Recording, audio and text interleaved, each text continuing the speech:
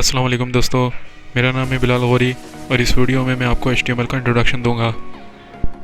HTML stand for hypertext markup language. ये कोई programming language नहीं है, बल्कि ये एक मार्कअप लैंग्वेज है जिससे आप वेबसाइट का कंटेंट बनाते हैं। मिसाल के तौर पे अगर आपने अपनी वेबसाइट के अंदर headings, paragraphs, list, images, tables और इसी तरीके की बहुत सी चीज़ें डालनी है तो वो आप HTML के थ्रू ही डाल सकते हैं। अगर आप अपनी वेबसाइट के अंदर फॉर्म्स वगैरह डालना चाहते हैं तो उसके लिए भी HTML ही यूज़ होता है। HTML को सीखना कोई इतना मुश्किल नहीं, ये बहुत आसान है। बस आपने अपनी वेबसाइट में जिस तरह का भी कंटेंट डालना है उससे रिलेटेड आपने टैग इसमें यूज़ करना होगा। HTML पर काम करने के लिए आप सिंपल नोटपैड भी इस्तेमाल कर सकते हैं। बस आपने नोटपैड पर HTML का कोड लिखकर उसे .html के एक्सटेंशन से सेव करना होगा। लेकिन दोस्तों, हमने नोटपैड यूज़ नहीं करना, बल्कि माइक्रोसॉफ्ट का विजुअल स्टूडियो कोड, जो कि आजकल बहुत फेमस है, वही यूज़ करना है। मैंने इस वीडियो के डिस्क्रिप्शन में विजुअल स्टूडियो कोड का लिंक भी शेयर कर दिया है, आप वहाँ से उसको चाहें तो डाउनलोड कर सकते हैं। दोस्तों, सबसे पहले हम विजुअल स्टूडियो कोड ओपन करेंगे। विजुअल स्टूडियो कोड ओपन होने के बाद कुछ इस तरह की स्क्रीन सामने आएगी। अब आप इसके अंदर लेफ़्ट साइड पर देखें तो आपको ओपन फोल्डर के नाम से ये नज़र आ रहा है। अगर आप चाहें तो इसके ऊपर क्लिक करके फ़ोल्डर अपना क्रिएट कर सकते हैं। यहाँ न्यू फोल्डर बनाएं। यहाँ पर अपने फ़ोल्डर का नाम रखें, जो भी नाम आप चाहते हैं। ये मैंने नाम रखा। इसके अंदर गए और उसके बाद इस फोल्डर को सिलेक्ट कर लिया। अब ये फ़ोल्डर हमारे पास मौजूद है। हम वेलकम स्क्रीन को ख़त्म करते हैं। अब आप देखें कि इसके अंदर लेफ़्ट साइड पर जो फ़ोल्डर हमने सेलेक्ट किया हुआ है उसमें 4 ऑप्शन नज़र आ रहे हैं। सबसे पहला तो ये है न्यू फाइल क्रिएट करने का। उसके बराबर में न्यू फ़ोल्डर, अगर इस फोल्डर के अंदर कोई नया फ़ोल्डर बनाना है तो वो आपको ऑप्शन दे रहा है। तीसरा ऑप्शन रिफ़्रेश करने का, यानी इस फोल्डर में अगर आप कोई चेंजेस करते हैं तो उसको रिफ़्रेश करने के लिए आप यहाँ पर क्लिक करेंगे तो ये पूरा फोल्डर रिफ़्रेश हो जाएगा और यहाँ पर जो फाइल नज़र नहीं आ रही होगी वो भी नज़र आ जाएगी। और चौथा है कोलैप्स करने का, फ़ोल्डर सारे कोलैप्स हो जाएंगे, जो भी फ़ोल्डर इसमें बनेगा। अब हम यहाँ पर फाइल नई क्रिएट करते हैं। यहाँ पर हम लिखते हैं index.html। हमारे पास फ़ाइल बन चुकी है और राइट साइड पर आप देखेंगे तो ये एक हमारे पास एडिटर बन चुका है, ये फ़ाइल बन चुकी है। अब आप देखेंगे कि इसके अंदर जो फ़ाइल मैंने .html से बनाई है तो उसके अंदर यहाँ पर एक आइकन बना हुआ आ रहा है। उसमें आप देखेंगे तो एंगल ब्रैकेट्स बने हुए आ रहे हैं, तो इससे हमें पता चल जाएगा कि HTML की फ़ाइल है। अब हम HTML का बेसिक स्ट्रक्चर स्टार्ट करते हैं। HTML का हर टैग ओपनिंग और क्लोजिंग टैग पर मुश्तमिल होता है। कुछ टैग ऐसे हैं जो कि सेल्फ क्लोजिंग टैग कहलाते हैं, यानी कि उसका क्लोजिंग टैग नहीं होता बल्कि उसी के अंदर एंड में स्लैश लगा दिया जाता है। जैसे मिसाल के तौर पे ब्रेक का टैग, हॉरिजॉन्टल लाइन डालने के लिए HR का टैग और इसी तरीके से इमेज का टैग। और भी बहुत से टैग्स हैं जो कि सेल्फ क्लोजिंग टैग कहलाते हैं। ये HTML के पेज का बेसिक स्ट्रक्चर है। इसमें सबसे मेन HTML का टैग है ओपनिंग और क्लोजिंग।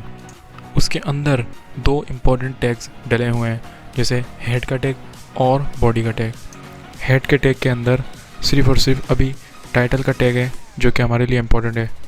बाकी ज़्यादातर काम हमारा अभी बॉडी के टैग के अंदर ही होना है, तो इसलिए हेड के टैग को डिस्कस करना अभी फजूल है। टाइटल के टैग में जो भी कुछ लिखा जाता है वो हमारे ब्राउज़र के टैब पर नज़र आता है। हमारे वेब पेज का जो भी कंटेंट होता है वो टोटल जितना भी होता है वो सब बॉडी के टैग में ही आता है। अगर आप अपनी वेबसाइट के अंदर हेडिंग्स डालना चाहते हैं तो HTML हमें 6 तरह की हेडिंग्स देता है, जिसमें H1 से लेकर H6 तक की हेडिंग मौजूद हैं और वो कुछ इस तरह की दिखती हैं। अगर आप अपनी वेबसाइट में पैराग्राफ्स डालना चाहते हैं तो उसके लिए P का टैग डलता है, जो कि कुछ इस तरह का नज़र आता है आपके वेब पेज पर। वेबसाइट्स में लिंक्स बनाने के लिए एंकर का टैग इस्तेमाल होता है, जो कि A से डिनोट होता है। बस आप A के टैग के दरमियान जो भी टेक्स्ट लिखेंगे वो आपका लिंक के अंदर कन्वर्ट हो जाएगा। लेकिन खाली एंकर के टैग से ये लिंक में कन्वर्ट नहीं होगा, क्योंकि इसके अंदर हमें एक चीज़ ऐड करनी पड़ेगी जिसे हम एट्रीब्यूट्स कहते हैं। और एंकर के टैग के अंदर हरीफ नाम का एट्रीब्यूट ऐड करना पड़ेगा, जिससे ये लिंक में कन्वर्ट हो जाएगा। अब ये लिंक क्लिकेबल तो है, पर किसी पर्टिकुलर URL पर ये जंप नहीं करेगा। अगर आप इसमें कोई URL दे दें तो फिर ये उस URL पर जंप कर जाएगा। मैंने इसमें गूगल का URL डाला है, जो कि ये क्लिक करने पर गूगल पर जंप कर जाएगा। अगर हमने इमेजेस डालनी है तो उसके लिए img का टैग डालता है और उसमें भी 2 एट्रीब्यूट्स चलते हैं, एक सोर्स का और एक अल्टरनेटिव का। लेकिन इसका क्लोजिंग टैग नहीं होता क्योंकि ये खुद सेल्फ क्लोजिंग टैग होता है। आपको अपने पेज में इमेज डालने के लिए इसके सोर्स के एट्रीब्यूट के अंदर उस इमेज का पाथ देना होता है। जिस फोल्डर में मैंने HTML की फ़ाइल रखी थी उस फाइल के साथ मैंने एक इमेज भी सेव कर दी है। अब आप देख सकते हैं कि ब्राउज़र में वो इमेज नज़र आ रही है। अगर यहाँ आप एक फ़ोल्डर बनाएं और ये इमेज उस फोल्डर के अंदर डाल दें तो आपकी इमेज उस ब्राउज़र से रिमूव हो जाएगी। वो इसलिए क्योंकि आपने इमेज के सोर्स एट्रीब्यूट के अंदर जो पाथ दिया है वो गलत हो गया है। अब साथ में आपको उसके फ़ोल्डर का नाम भी देना पड़ेगा, जो कि मैंने इमेजेस रखा है। ALT का यानी अल्टरनेटिव का एट्रीब्यूट इस काम आता है कि अगर हमारी इमेज लोड हो रही हो या उस इमेज का पाथ गलत हो जाए तो उस सूरत में हमें अल्टरनेटिव का टेक्स्ट नज़र आएगा। मैंने इसमें माय यूट्यूब प्रोफाइल पिक्चर का टेक्स्ट लिख दिया है, जो कि उस सूरत में शो होगा कि जब मेरा URL या पिक्चर लोड होने में टाइम लगेगा। आप ये सोच रहे होंगे कि इमेज इस लिंक के नीचे क्यों नहीं आ रही। असल में ये इनलाइन एलिमेंट्स हैं जो कि मैं आपको आगे आने वाले लेक्चर्स में बताऊंगा। अभी इसको नीचे करने के लिए हम सिंपल लिंक और इमेजेस के दरमियान BR का टैग यानी ब्रेक का टैग लगा देते हैं। दोस्तों आज हम ये सीखेंगे कि टेक्स्ट फॉर्मेटिंग में कौन कौन से टैग यूज़ होते हैं। अगर आप चाहते हैं कि आपका टेक्स्ट बोल्ड हो जाए तो उसके लिए आप B का टैग इस्तेमाल करेंगे। अगर आप इटैलिक करना चाहते हैं तो उसके लिए I का टैग इस्तेमाल होता है। अगर आप किसी टेक्स्ट को मार्क करना चाहते हैं तो उसके लिए मार्क का टैग इस्तेमाल होता है।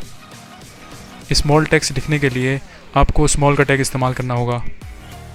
अगर आप अपनी वेबसाइट में किसी टेक्स्ट को डिलीट फॉर्म में दिखाना चाहते हैं तो उसके लिए DEL का टैग लगाता है।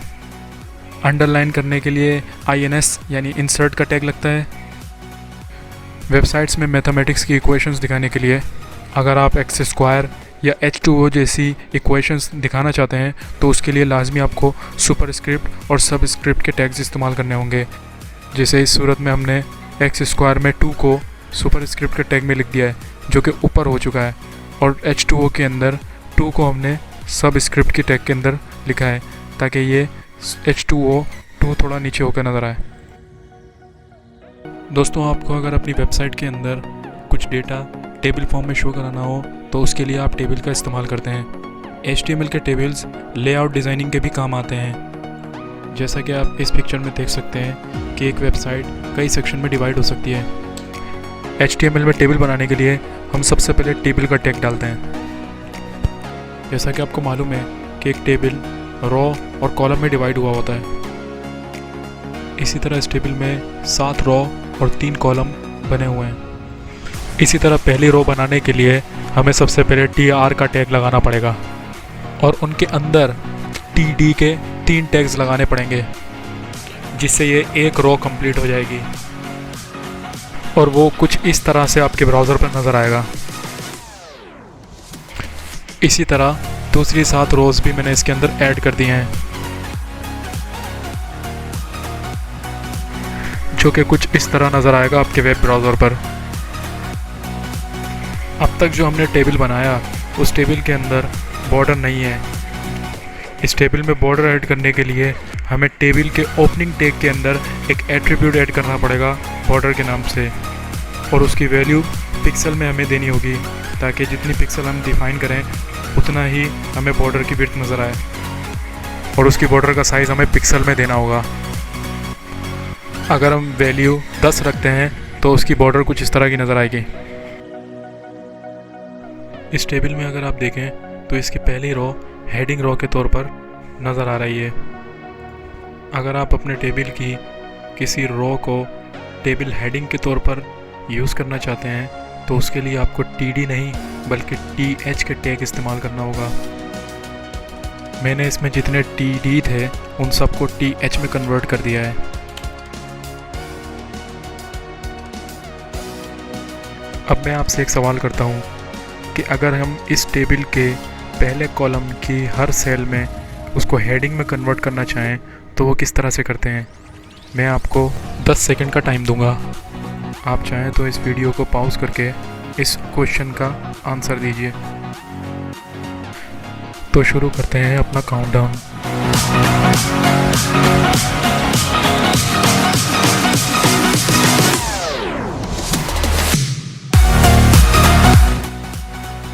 तो दोस्तों इसका जवाब ये है कि आप हर TR के अंदर जो पहला TD है उसे आप TH में कन्वर्ट कर दें।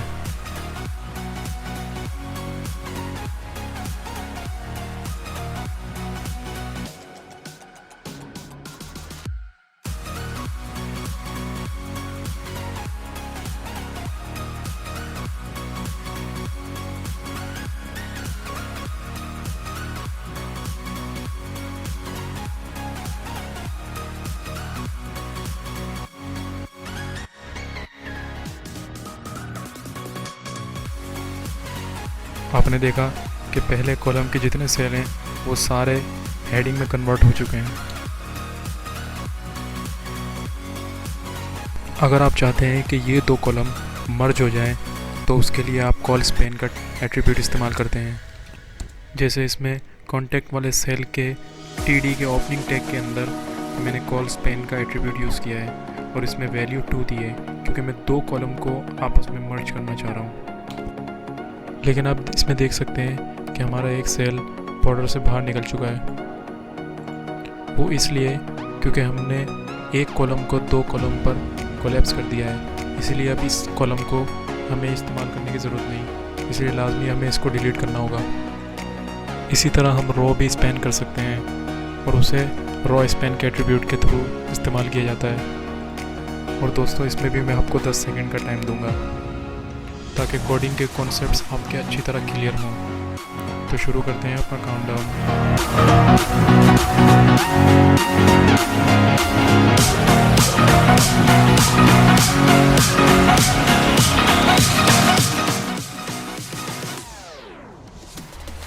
दोस्तों इसके लिए भी आपको रो स्पैन का एट्रीब्यूट यूज़ करना पड़ेगा।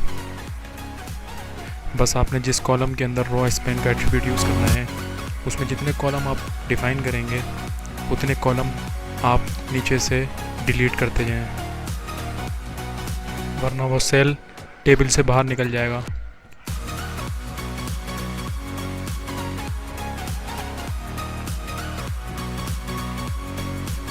अगर आप टेबल के ओपनिंग टैग के फ़ौरन बाद कैप्शन का टैग डाल दें तो वो आपके टेबल का कैप्शन टेक्स्ट बन जाएगा। मैंने इसमें this is a table caption का टेक्स्ट लिख दिया है जो कि कुछ इस तरह का नज़र आएगा। उम्मीद है इस वीडियो के अंदर आपने HTML के टेबल्स बनाना सीख लिए होंगे। दोस्तों वेबसाइट्स के अंदर बहुत सा ऐसा डेटा होता है जिसे हम लिस्ट फॉर्म में शो कराते हैं। लिस्ट HTML के अंदर 3 तरह की होती हैं, जिनमें से एक ऑर्डर लिस्ट होता है, दूसरा अनऑर्डर लिस्ट और तीसरा डेफिनेशन लिस्ट। ऑर्डर लिस्ट उसको कहते हैं कि जिसमें हम नंबर्स, अल्फ़ाबेट या रोमन न्यूमेरिक वैल्यूज़ जो है जिसमें शो करते हैं, और अनऑर्डर लिस्ट के अंदर हम जो है वो बुलेट्स या कोई छोटे इमेजेस वगैरह जो है बुलेट्स के तौर पर शो करते हैं। और डेफिनेशन लिस्ट वो होती है कि जिसमें हम हेडिंग डालते हैं और उसका पैराग्राफ यानी उसकी डिटेल नीचे, उसकी डिस्क्रिप्शन पूरी नीचे आ रही होती है, तो वो डेफिनेशन लिस्ट कहलाती है। हम इसको बना के देखते हैं कि आखिर ये किस तरीके से बनाई जाती है। तो सबसे पहले हम अपना विजुअल स्टूडियो कोड ओपन करते हैं। विजुअल स्टूडियो कोड हमारा खुल चुका है। अब हम इसके अंदर सबसे पहले तो ये करेंगे कि जो हमने लिस्ट बनानी है उसका टैग हमने डालना होगा। जैसे अगर हमने सबसे पहले हम बनाते हैं अनऑर्डर लिस्ट, ठीक है, तो अनऑर्डर लिस्ट जो है वो हम बनाएंगे UL से, तो हम इसलिए UL लिखेंगे, ओपनिंग क्लोजिंग, ठीक है। उसके बाद इसके अंदर हमने जितनी लिस्ट बनानी है तो उसे हम LI से डिनोट करेंगे। इसी तरीके से मैंने 5 इसमें LI डाले और इन सब का मैं टेक्स्ट चेंज कर देता हूँ। ये हमने चेंज किया। अब हम जाते हैं इसको रन करते हैं, तो देखें हमारी अनऑर्डर लिस्ट जो है वो बन चुकी है। जितने भी हमने इसके अंदर LI डाले थे वो सारे जो हैं इसके अंदर लिस्ट के तौर पे शो कर रहे हैं। अगर हमने ऑर्डर लिस्ट बनानी है तो उसके लिए हम OL का टैग लगाएंगे। और उसके अंदर भी इसी तरीके से li हम डिफाइन करेंगे।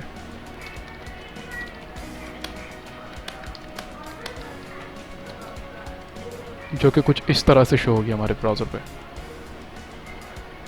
अब हम जो है वो डेफिनेशन लिस्ट बना के देखते हैं। डेफिनेशन लिस्ट के लिए हम DL का टैग डालेंगे, ओपनिंग क्लोजिंग, और उसमें 2 टैग इस्तेमाल करेंगे।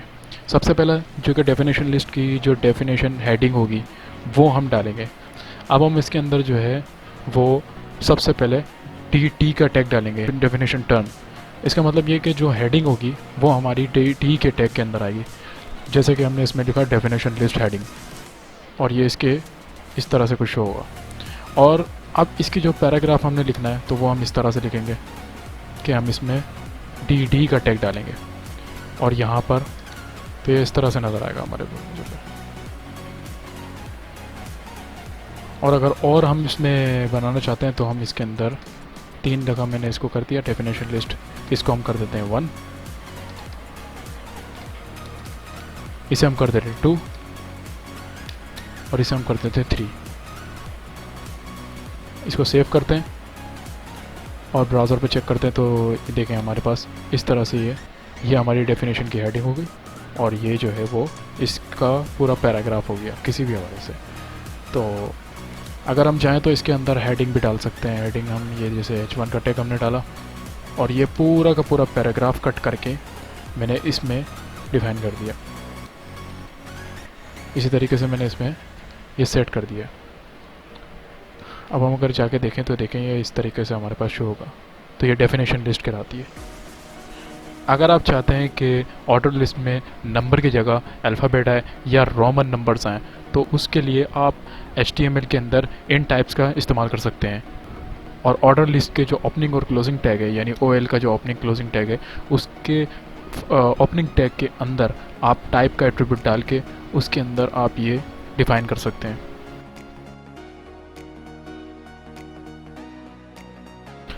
अगर आप चाहते हैं कि ऑर्डर लिस्ट जो है वो किसी पर्टिकुलर नंबर से स्टार्ट हो, तो इसके लिए यहाँ पर एक स्टार्ट का एट्रीब्यूट लगता है, और वहाँ आप जो नंबर डिफाइन करेंगे वो ऑर्डर लिस्ट वहाँ से स्टार्ट होगी। इसके लिए जो है लाजमी आपको यहाँ पर नंबर करना पड़ेंगे, यानी जैसे 1 कर दिया, और अब आप देखेंगे तो ये 50 नंबर से स्टार्ट हुआ है।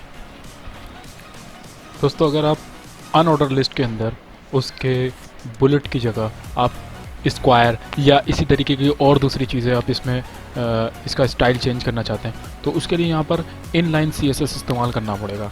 यानी कि हमें स्टाइल का एट्रीब्यूट इस्तेमाल करना पड़ेगा, और उसमें list hyphen style hyphen type ये प्रॉपर्टी CSS की इस्तेमाल करनी पड़ेगी। जब हम ये करेंगे तो इसमें हमें बहुत से लिस्ट की टाइप मिल जाएंगी। जैसे अगर मैं इसको सर्कल कर दूँ तो उससे होगा ये कि हमारे जो बुलेट है वो सर्कल में चेंज हो जाएंगे। और अगर मैं यहाँ पर आके इसको डिस्क कर देता हूँ तो ये डिस्क में कन्वर्ट होगा। और अगर मैं यहाँ स्क्वायर इसको कन्वर्ट कर देता हूँ तो ये स्क्वायर में आप देखेंगे कि ये कन्वर्ट हो चुका है। इसमें आप लिस्ट इमेजेस भी इस्तेमाल कर सकते हैं, लेकिन वो आपको जब मैं CSS पढ़ाऊँगा तो वो उसकी प्रॉपर्टी के अंदर ही आपको सिखाऊंगा। अभी फ़िलहाल के लिए आप इतना समझ लें कि आपको स्टाइल का एट्रीब्यूट लगाना पड़ता है, और उसमें CSS की प्रॉपर्टी इस्तेमाल ये वाली प्रॉपर्टी इस्तेमाल करनी होती है, और ये कुछ तरीक़ेकार है इसमें इसको इस्तेमाल करने का। अब यहाँ स्क्वायर लिखते हैं तो ये स्क्वायर यहाँ शो होगा। अब मैं आपको यहाँ पर नेक्स्ट लिस्ट बनाना सिखाऊँगा। सबसे पहले तो हम इसको रिमूव करते हैं। नेस्टेड लिस्ट बनाने के लिए हम OL का टैग डालते हैं, यानी कि ऑर्डर लिस्ट, और इसके अंदर हम कुछ डिफ़ाइन करते हैं। पहली लिस्ट हम बनाते हैं वेजिटेबल की, दूसरी लिस्ट हम बनाते हैं फ्रूट्स की, तीसरी लिस्ट बनाते हैं हम ड्राई फ्रूट्स की। आप देखें ये 3 इसमें लिस्ट बन चुकी है, ऑर्डर लिस्ट 3 बन चुकी है। अब इस वेजिटेबल की मैं लिस्ट के अंदर, यानी कि जो हमारी वेजिटेबल की लिस्ट है वो मैं इसके अंदर शो करना चाहूँगा, तो मैं यहाँ क्या करूँगा, एंटर करूँगा, और इसके अंदर यहाँ मैं UL का टैग लगा दूँगा, और इसके अंदर मैं जो वेजिटेबल्स हैं वो डिफाइन कर दूँगा। यहाँ मैंने वेजिटेबल्स की कुछ लिस्ट शो कर दी हैं। इसी तरह मैं फ्रूट्स की भी लिस्ट डिफ़ाइन करूँगा और यहाँ पर क्या करूँगा कि मैं ऑर्डर, जैसे ऊपर मैंने अनऑर्डर लिस्ट इसके अंदर बनाई है, यानी वेजिटेबल की अनऑर्डर लिस्ट बनाई है, मैं फ्रूट्स की ऑर्डर लिस्ट बनाऊँगा। तो मैं ऑयल लिखूँगा और यहाँ पर मैं इसी तरीके से LI डिफ़ाइन करूँगा और कुछ फ्रूट्स यहाँ पर LI के अंदर शो करूँगा।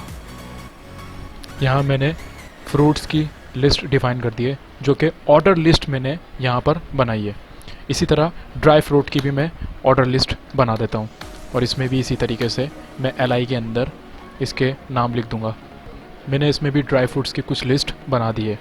अब हम इसको शो करके देखते हैं कि आखिर ये ब्राउज़र पे किस तरह शो होता है। हम इसे रिफ़्रेश करते हैं। आप देख सकते हैं कि यहाँ मैंने किया क्या है कि ऑर्डर लिस्ट, सबसे मेन जो ऑर्डर लिस्ट बनाई थी उसमें वेजिटेबल जो कि पहले नंबर पे, फ्रूट्स जो कि दूसरे नंबर पे है, ड्राई फ्रूट्स जो कि तीसरे नंबर पे है, और उनमें जो लिस्ट के नीचे मैंने अनऑर्डर लिस्ट बनाई थी जो कि कुछ इस तरह से हमारे पास शो हो रही है।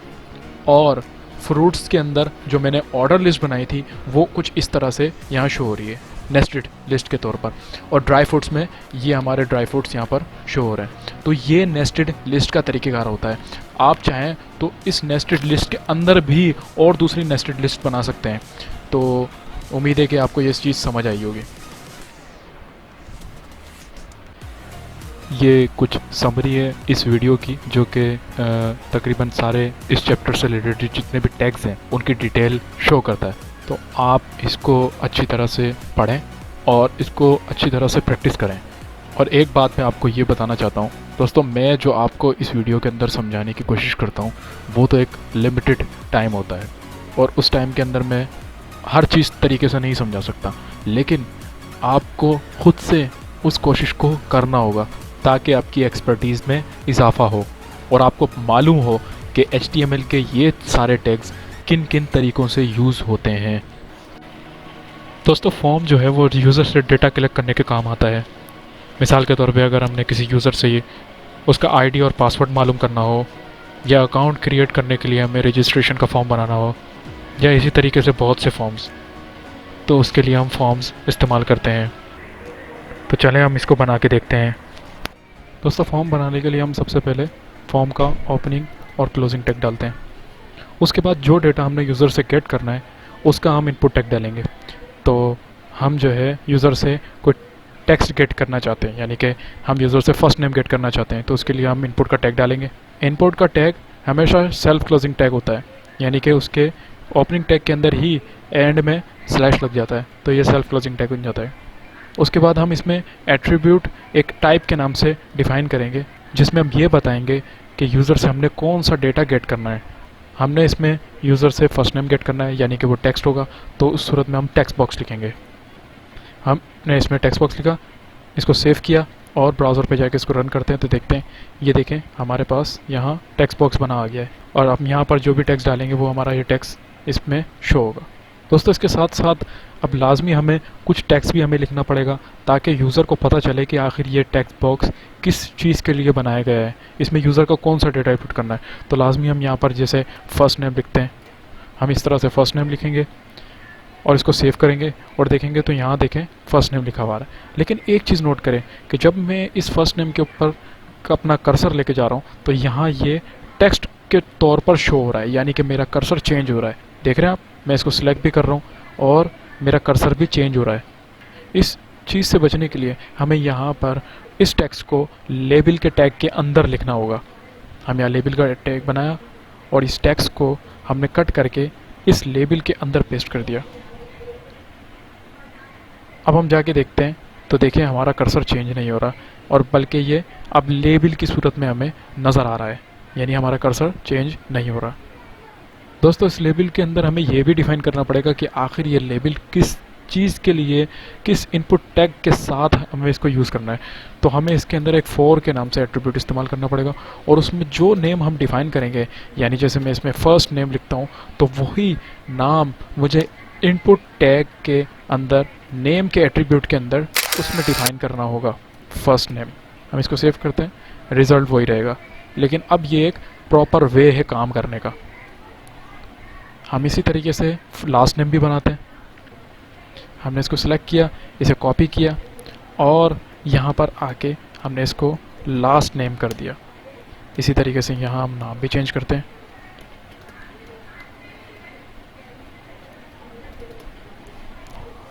हम इसको सेव करते हैं। दोस्तों आप देख सकते हैं कि यहाँ पर लास्ट नेम के नाम से लेबल और उसका टेक्स्ट बॉक्स भी शो हो चुका है। मगर आप देखेंगे तो ये इसके नीचे नहीं आ रहा। हालांकि हम चाहें तो इस तरह से भी हम कर सकते हैं, लेकिन मैं ये चाह रहा हूँ कि लास्ट नेम और ये टेक्स्ट बॉक्स इस फर्स्ट नेम और इसके टेक्स्ट बॉक्स के नीचे आए। तो उसके लिए मेरे को लाजमी क्या करना पड़ेगा, मेरे को यहाँ PR का सेल्फ क्लोजिंग टैग डालना पड़ेगा, जिससे मैं इसको थोड़ा सा नीचे कर सकूँगा। इसी तरह से हम क्या करते हैं, अब हम ईमेल के लिए टैग बॉक्स बनाते हैं। इसी तरीके से हमने क्या किया, हमने इसको सिलेक्ट किया और कॉपी किया। इसके नाम की जगह हमने ईमेल लिखा, यहाँ भी हमने ईमेल लिखा और यहाँ भी हमने वो नाम दिया जो इधर फॉर के अंदर हमने लेबल के फॉर के अंदर हमने नाम दिया है। हम चेक करते हैं, ये ईमेल बन गया। इसके अंदर भी जाके हमें यहाँ BR का टैग डालना होगा, तो ये ईमेल का बन गया। इसके बाद हम पासवर्ड का बनाते हैं और पासवर्ड का बनाने के लिए मैं यहाँ इसको पासवर्ड करूँगा, जो कि यहाँ भी मुझे चेंज करना पड़ेगा और इसके नाम में भी मुझे पासवर्ड करना होगा और यहाँ पर साथ में BR का टैग भी डालना होगा ताकि ये नीचे नज़र आए। तो दोस्तों देख रहे हैं कि आप कि मैंने इसके अंदर 4 इनपुट फील्ड बनाई हैं, जिसमें से 2 टेक्स्ट बॉक्स हैं, 1 ईमेल का है और 1 पासवर्ड का है। यानी मैं यहाँ पर जो भी टेक्स्ट टाइप करूँगा वो मेरा पासवर्ड में कन्वर्ट हो जाएगा, पासवर्ड में शो होगा। इसी तरह ईमेल के अंदर भी मैंने यहाँ इसकी टाइप जो है वो ईमेल कर दी। इससे होगा ये कि अगर मैं यहाँ पर ईमेल के अलावा किसी तरह का टेक्स्ट में डालूँगा तो वो यहाँ सबमिट होते वक्त एक्सेप्टेबल नहीं होगा। यानी लाजमी आपने उसमें @ और डॉट लाजमी इस्तेमाल करना होगा।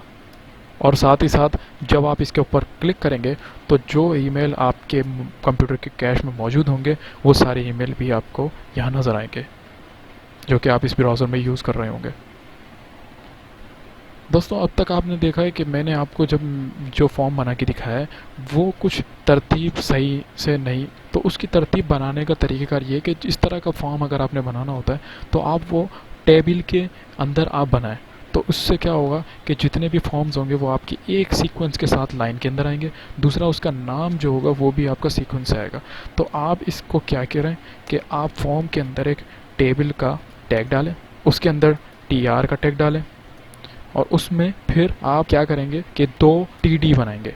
अब मैं क्या करूँगा कि इन TD के अंदर एक एक फील्ड रख दूंगा। मैंने यहाँ से लेबल उठाया और पहले TD के अंदर मैंने पेस्ट कर दिया। इसी तरीके से मैं क्या उठाऊँगा, मैं उठाऊँगा इनपुट बॉक्स और ले जाके इसके अंदर दूसरे कॉलम के अंदर मैं रख दूँगा और साथ साथ में इसका ब्रेक भी डिलीट कर दूँगा क्योंकि अब मुझे ब्रेक की ज़रूरत नहीं होगी। इसी तरह मैं और TR भी बनाता हूँ। मैंने इसमें 4 रो बना दी और 4 रो के अंदर 2-2 कॉलम बना दिया और हर कॉलम के अंदर मैंने क्या किया है कि लेबल बनाया और दूसरा इनपुट, और उसके बाद दूसरी रो के अंदर उसका लेबल आया और उसका इनपुट। अब हम इसको सेव करके चेक करते हैं कि हमारा ये किस तरह ब्राउज़र पर शो हो रहा है। देखें अब ये प्रॉपर अंदाज में एक सीक्वेंस वाइज आपका फॉर्म ब्राउज़र के ऊपर शो हो रहा है। दोस्तों एक छोटी सी गलती मुझसे हो गई है, वो ये कि यहाँ जो हमने नेम लिखा है यहाँ नेम नहीं बल्कि ID का एट्रीब्यूट इस्तेमाल होगा। तो इसकी जगह मैं इसको कन्वर्ट ID कर देता हूँ। हमारे 4 एट्रीब्यूट जो लेबल के टैग के अंदर है उसका नाम इनपुट के ID एट्रीब्यूट के अंदर जो नाम लिखा है वो सेम होना चाहिए। दोस्तों अब हम इसके अंदर जेंडर शामिल करेंगे, यानी कि अब हम एक और TR बनाते हैं, उसमें भी 2 TD बनाएंगे और यहाँ लिखेंगे हम जेंडर। ये हमने जेंडर लिख दिया है। अब हम जो है इसके दूसरे कॉलम के अंदर हम यहाँ लेबल बनाएंगे, इधर लिखेंगे मेल और इसके बाद एक इनपुट डालेंगे, उसमें टाइप हम रेडियो लिखेंगे। इसको सेव करते हैं। देखें यहाँ पर रेडियो बटन बन चुका है, यहाँ जेंडर लिखा है और मेल के साथ एक रेडियो बटन भी बना हुआ आ रहा है। इसी तरीके से हम यहाँ कॉपी करते हैं, बल्कि उसको नेक्स्ट लाइन पे कर देते हैं। इसे कॉपी करके यहाँ पेस्ट कर देते हैं और यहाँ फीमेल लिख देते हैं, इसकी टाइप भी रेडियो। अब हम जाके ब्राउज़र पे चेक करते हैं। देखें यहाँ 2 रेडियो बटन बन गए, यहाँ इसका टाइटल नेम आ गया यहाँ इसका लेबल मेल और फीमेल इन दोनों में से सिलेक्ट। लेकिन अब यहाँ देखें जब मैं इस पर क्लिक करूँगा और इसके ऊपर भी फीमेल पे भी जब क्लिक करूँगा तो ये दोनों सिलेक्ट हो रहे हैं। हालांकि लेबल बटन का ये मकसद नहीं होता, इसका मकसद ये होता है कि आप दो में से कोई एक सिलेक्ट करें, या दो या तीन चार जितने भी आप रेडियो बटन चाहें, तो इनमें से कोई एक सिलेक्ट हो सकता है। तो इस चीज़ को करने के लिए आप यहाँ पर एक तरीक़ेकार इस्तेमाल करेंगे, यानी कि यहाँ आप नेम का एट्रीब्यूट इस्तेमाल करेंगे। दोनों में आप नेम का एट्रीब्यूट इस्तेमाल करेंगे और उसके बाद इधर जो नाम आप देंगे, यानी मैंने जेंडर दिया, वही दोनों के नाम सेम रखने पड़ेंगे। आप दोनों के नाम जब यहाँ पर सेम रखेंगे तब यहाँ जब आप रिफ्रेश करेंगे तो इन दोनों में से कोई एक सिलेक्ट होगा।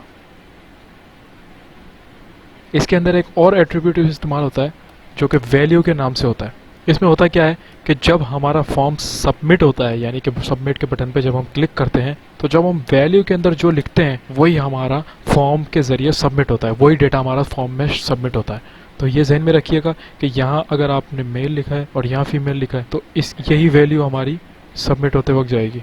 और अगर मैं यहाँ पर जहाँ वैल्यू के अंदर मेल लिखा है उसके टेक्स्ट के अंदर यहाँ लेबल जो टेक्स्ट लिखा हुआ है यहाँ फीमेल लिख दूँ और यहाँ पर मैं मेल लिख देता हूँ, तो हो क्या रहा है कि जब मैं इसको सेव करके रिफ़्रेश करूँगा तो यहाँ पर फीमेल लिखा हुआ है और यहाँ मेल लिखा हुआ है। लेकिन होगा क्या कि जब मैं फीमेल पे क्लिक कर दूंगा और फॉर्म सबमिट करूंगा तो वैल्यू जो वो जाएगी जो इसके वैल्यू नाम के एट्रीब्यूट के अंदर लिखा होगा। तो होगा क्या कि फ़ीमेल की जगह मेल सबमिट हो जाएगा और जब मेल पे क्लिक करूँगा तो उसकी जगह फ़ीमेल सेलेक्ट हो जाएगा। तो लेबल से हमारा डेटा नहीं जाएगा, बल्कि उसके अंदर जो वैल्यू हमने यहाँ पर पुट की होगी ना, वो हमारा डेटा सबमिट होते वक्त यहाँ से जाएगा, इस वैल्यू से, एक एट्रीब्यूट से जाएगा। अब हम यहाँ पर एक और रॉ बनाते हैं टेबल की।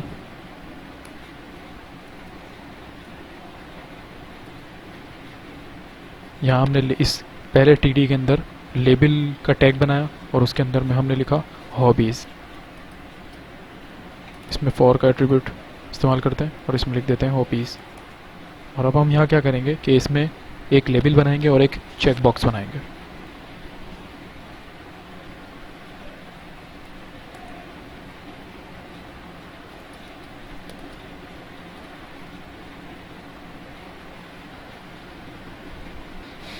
यहाँ हमने क्या किया है कि दूसरे कॉलम के अंदर एक लेबल लिखा है और उस लेबल के अंदर हमने वैल्यू क्रिकेट रखी और उसके फॉर के एट्रीब्यूट के अंदर हमने क्रिकेट लिखा स्मॉल में। और यहाँ भी एक जो इनपुट बनाया है उसके टाइप के अंदर हमने चेक बॉक्स लिखते हैं। अब चेक बॉक्स से होगा क्या है कि मल्टीपल वैल्यूज़ हम यहाँ से सिलेक्ट कर सकते हैं। और इसके आईटी एट्रीब्यूट के अंदर हमने क्रिकेट लिखा ताकि ये फॉर का एट्रीब्यूट इसके साथ मैच हो जाए। अब हम यहाँ पर एक वैल्यू का एट्रीब्यूट भी डालते हैं, जिससे होगा क्या कि जब फॉर्म सबमिट होगा तो जो इसके अंदर हम वैल्यू लिखेंगे वही हमारे फॉर्म सबमिट होते वक्त डेटा में जाएगी। ये हमारे एक हॉबी क्रिएट हो चुके हैं। हम इसको सेव करते हैं, यहाँ जाके रिफ़्रेश करते हैं, देखें यहाँ पर क्रिकेट लिखा आ गया। अब हम इसको सिलेक्ट कर सकते हैं। इसी तरीके से हम यहाँ पर मल्टीपल ऑप्शन बनाते हैं। हमने इसको सिलेक्ट किया, कॉपी किया, यहाँ आके हमने इसको लिख दिया फुटबॉल।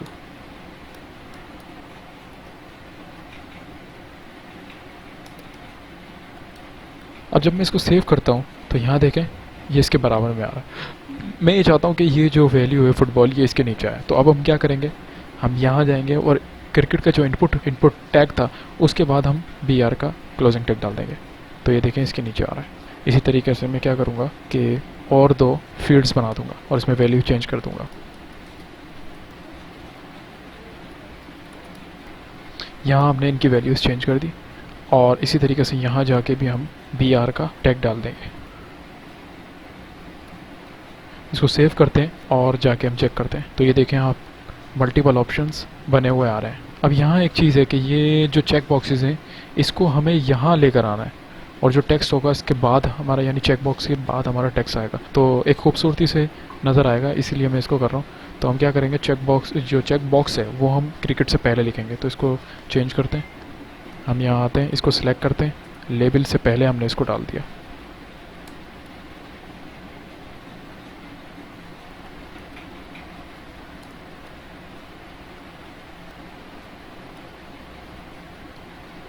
हमने यहाँ पर क्या किया है कि इनपुट को पहले लिख दिया और लेबल को उसके बाद लिखा और उसके बाद लेबल के आगे ब्रेक हमने डाल दिया। जिस तरीके से यहाँ आप देख सकते हैं, ये लेबल के बाद हमने ब्रेक डाला, यहाँ ब्रेक डाला, इसी तरीके से यहाँ भी डाला है और यहाँ भी डाला है। तो हम इसको सेव करते हैं और चेक करते हैं। तो ये देखें आप थोड़ा सा खूबसूरती से बना हुआ आ रहा है। हमारा चेक बॉक्सेस।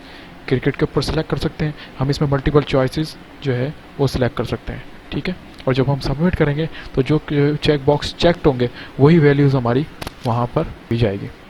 दोस्तों हम क्या करते हैं कि सबसे पहले तो हम इस टेबल को जो है ना एक बॉर्डर दे देते हैं, जिससे हमें ये पता रहेगा कि कितने कॉलम में कितनी रोज़ हमारी इसके अंदर बनती जा रही है। हम इसमें बॉर्डर का एट्रीब्यूट ऐड करते हैं और इसमें लिख देते हैं 2, यानी 2 पिक्सल।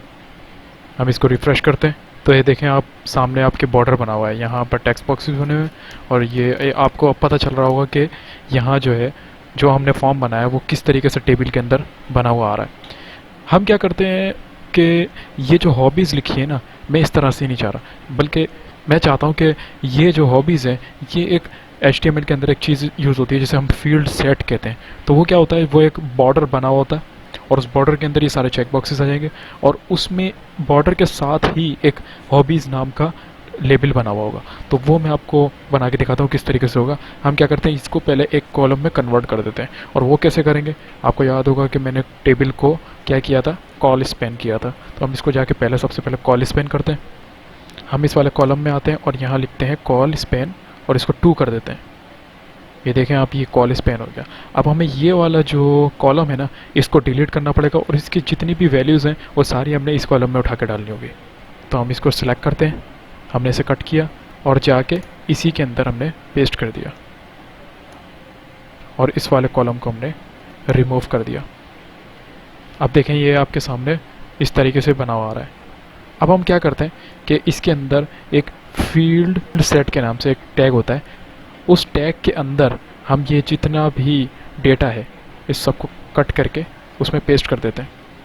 हम इसको सेव करते हैं और चेक करते हैं तो यहाँ देखें एक बॉर्डर सी बनी हुई आ रही है, लेकिन ये हॉबीज़ हम चाह रहे हैं कि इस बॉर्डर के साथ बना हुआ है। तो हम क्या करेंगे, यहाँ एक हॉबीज़ जो लेबल के अंदर हमने लिखा है, यहाँ हम लेजेंड के नाम से एक टैग होता है, उस टैग के अंदर हम इस हॉबीज़ को कट करके और इसमें पेस्ट कर देंगे और इस लेबल को हम रिमूव कर देते हैं। हम इसको सेव करते हैं, चेक करते हैं तो ये देखें एक बेहतरीन और ख़ूबसूरत सा एक फील्ड सेट बना हुआ आ गया, जिसमें हमारा जो है पूरा एक ग्रुप बना हुआ है और उसके अंदर हमें पता भी चल रहा है कि हॉबीज़ के अंदर ये चेक बॉक्सेस हैं और इसमें सेलेक्ट कर हम कर सकते हैं। हम इसकी बॉर्डर को रिमूव भी कर देते हैं। हमने इसकी बॉर्डर रिमूव की और अब चेक करते हैं तो देखें कितना खूबसूरत सा फॉर्म हमारे सामने बना हुआ आ रहा है। अब हम यहाँ पर एक TR और बनाते हैं और उसके अंदर 2 TD बनाते हैं। अब हम यहाँ पर करेंगे क्या, हम यहाँ पर सबसे पहले एक लेबल बनाते हैं ताकि आपको आइडिया हो कि यहाँ क्या करेंगे। हमने यहाँ लेबल बनाया और उस लेबल के अंदर फॉर के एट्रीब्यूट के अंदर हमने कंट्री लिखा और यहाँ टेक्स्ट लिखते हैं सिलेक्ट योर कंट्री। यहाँ हमने सिलेक्ट योर कंट्री लिखा। अब आप समझ गए होंगे कि यहाँ कंट्री सिलेक्ट हम करने का ऑप्शन देंगे, यानी कि हम एक ड्रॉप डाउन देंगे जिसके अंदर हम क्या करेंगे कि जो यूज़र सेलेक्ट करेगा वो सबमिट होते वक्त वो वैल्यू हमारी सबमिट होगी। तो हम दूसरे TD के अंदर आते हैं और यहाँ सेलेक्ट का टैग डालते हैं, ओपनिंग और क्लोजिंग। इसके अंदर हम ID का एट्रीब्यूट डालते हैं और जो कंट्री हमने यहाँ लिखा है वही कंट्री हम या ID के अंदर देंगे ताकि हमें पता चले कि ये वाला जो लेबल है ये किस को रेफ़र कर रहा है। अब इस मल्टीपल ऑप्शन बनाने के लिए हमें ऑप्शन का टैग डालना होगा। हम यहाँ ऑप्शन का टैग डालेंगे और ऑप्शन के अंदर हम वैल्यूज़ जो हम यहाँ लिखेंगे, जैसे हम यहाँ पाकिस्तान लिखते हैं तो वही वैल्यू हमें यहाँ वैल्यू के एट्रीब्यूट के अंदर भी लिखनी होगी। और होगा क्या कि जब हम सिलेक्ट करेंगे और सिलेक्ट करने के बाद जब सबमिट करेंगे तो ये तो टेक्स्ट है, ये हमारा सबमिट नहीं होगा, बल्कि इसके वैल्यू के एट्रीब्यूट के अंदर जो टेक्स्ट लिखा होगा वो हमारा सबमिट होगा। इसी तरीके से हम और दूसरे भी ऑप्शंस बना लेते हैं यहाँ पर। इसी तरीके से हमने ये सारे ऑप्शंस यहाँ पर सिलेक्ट कर लिए। अब हम इसको सेव करते हैं और जाकर चेक करते हैं कि आखिर ये हमारा किस तरह से शो होता है। आप देख सकते हैं यहाँ पर एक ड्रॉप डाउन आ चुका है और जब हम इसको खोलेंगे तो यहाँ इसकी ये तमाम की तमाम वैल्यूज़ आ रही हैं। अब जो हम सेलेक्ट करेंगे और सबमिट करेंगे तो वही वैल्यू हमारी सबमिट होगी।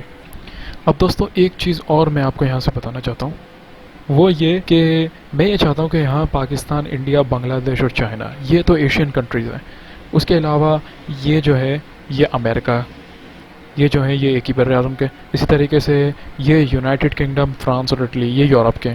तो अब मैं इनको ऑप्शन वाइज जो है ना, मतलब अलग अलग जो है ना इसको करना चाह रहा हूँ, यानी कि ऐसा हो कि मैं एशिया लिखा हो और एशिया के नीचे एशिया के कंट्रीज़ आ रहे हो।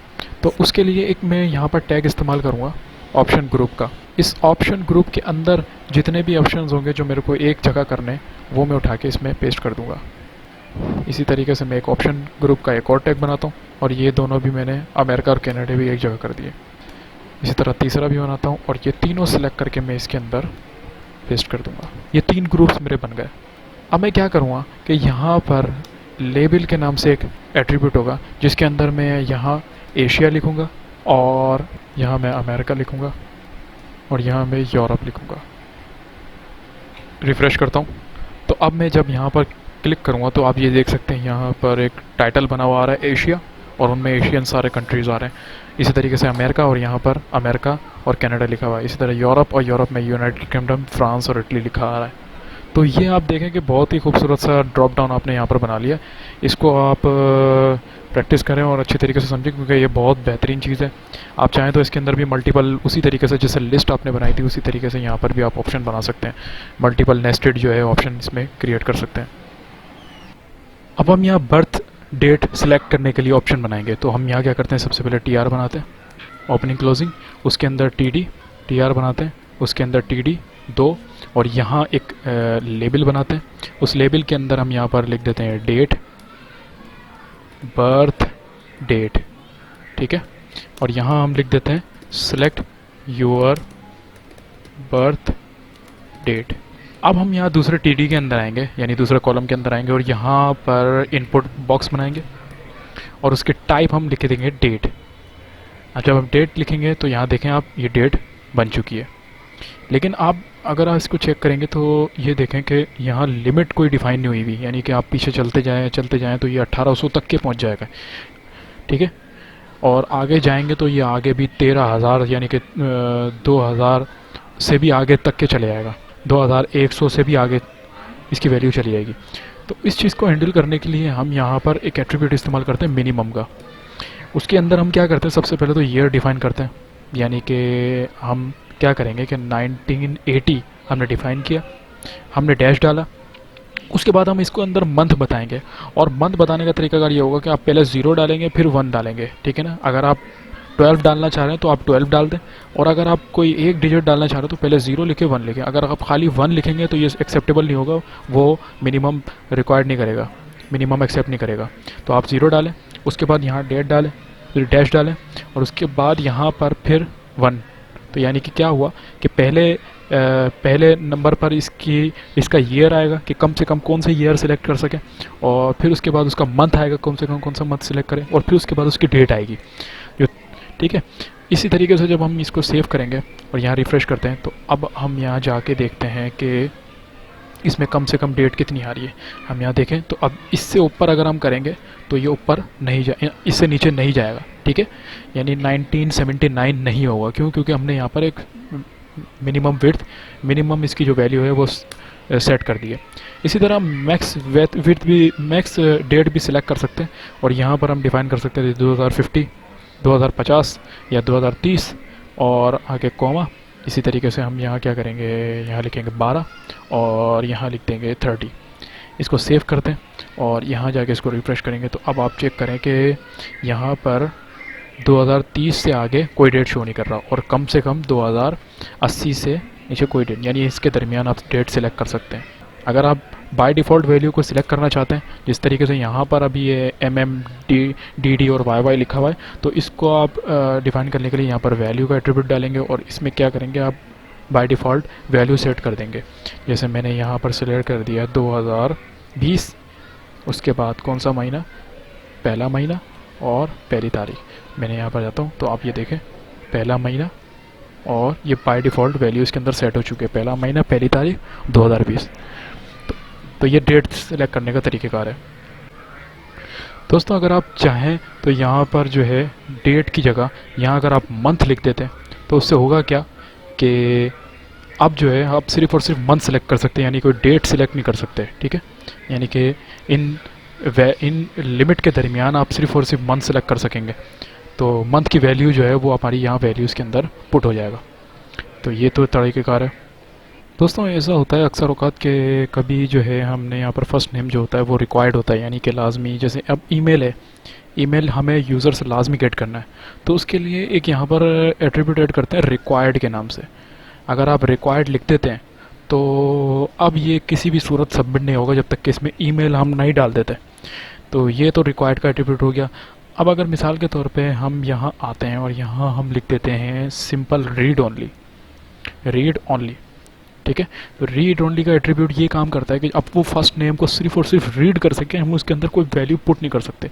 हम इसको सेव करते हैं और यहाँ जाके रिफ्रेश करते हैं तो अब चेक करें कि यहाँ आप कुछ ऐड नहीं कर सकते। देख रहे हैं मैं इसमें कुछ टाइप करने की कोशिश कर रहा हूँ लेकिन वो टाइप नहीं होगा। क्यों? क्योंकि अब वो सिर्फ और सिर्फ रीड ओनली हो गया। अच्छा, बाय डिफ़ॉल्ट होता क्या है कि सर्वर से कुछ रिकॉर्ड हमारा आता है तो वो टेक्स्ट बॉक्स के अंदर शो होता है, तो हम उसको as a read only property के तौर पर दिखाना चाहते हैं कि ये भाई रीड ओनली है, सिर्फ यूज़र इसको रीड कर सकते हो, उसके अलावा कुछ नहीं करेगा। तो वहाँ जैसे बाय डिफ़ॉल्ट वैल्यू पड़ी तो मैं यहाँ पर आता हूँ और वैल्यू के अंदर हम यहाँ पर लिख देते हैं बिलाल गौरी, ठीक है। मैंने यहाँ लिखा और इसको सेव करा और ये बाय डिफ़ॉल्ट वैल्यू हमने डाल दी। तो अब यहाँ देखें तो मैं इसको चेंज नहीं कर सकूँगा, देख रहे हैं मैं इसको चेंज नहीं कर पा रहा। क्यों? क्योंकि अब ये सिर्फ रीड ओनली है।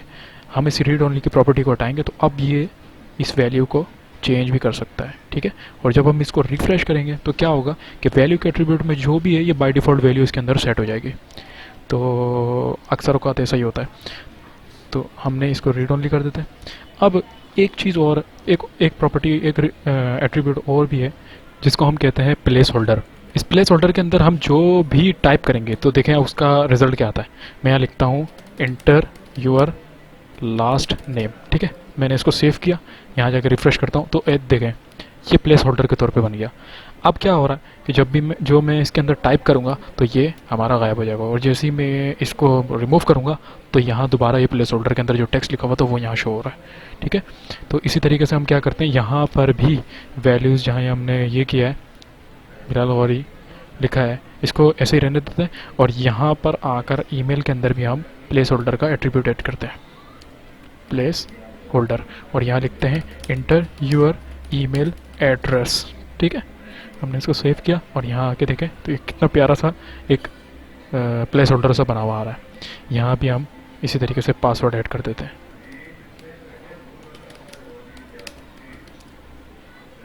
हमने यहाँ लिखा है एंटर यूर यूनिक पासवर्ड और अब यहाँ क्या सेव करते हैं, देखें एक खूबसूरत सा प्लेस होल्डर यहाँ पर बना हुआ नज़र आ रहा है।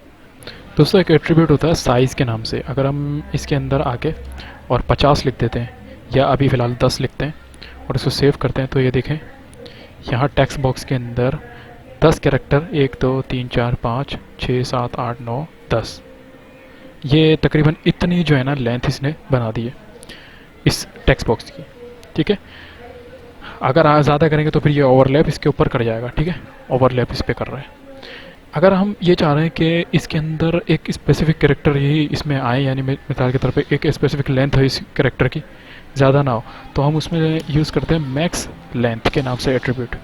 तो उसमें होता क्या है कि जो लेंथ हम डिफ़ाइन कर देते हैं, मिसाल के तौर पे यहाँ मैं 10 लिख देता हूँ और इस साइज़ के एट्रीब्यूट का आके मैं यहाँ पर 20 कर देता हूँ, तो होगा क्या कि अब देखें मैं यहाँ पर 1 2 3 4 5 6 7 8 9 10 देख रहे हैं, आगे ये कैरेक्टर इसके अंदर नहीं पुट करेगा।